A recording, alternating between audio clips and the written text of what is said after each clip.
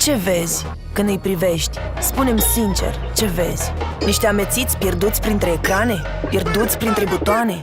Poate ar trebui să te uiți mai atent, nu crezi? Poate ar trebui să înțelegi că cei pierduți în virtual sunt cei care vor construi un mâine și mai real.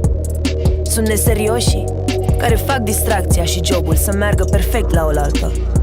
Sunt iresponsabilii care petrec până în zori, dar nu întârzie niciodată.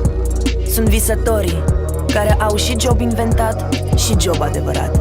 Și egoiștii care știu că pentru mine începe cu vreau să împart. N-ai vrea să te uiți mai atent la tinerii de azi?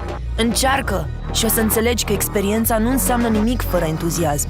O să înțelegi că, indiferent cum sunt, timpul lor este acum, iar locul lor este acolo unde ceva bun se întâlnește cu ceva bun. Credem în tinerii din România. McDonald's. Ceva bun te așteaptă.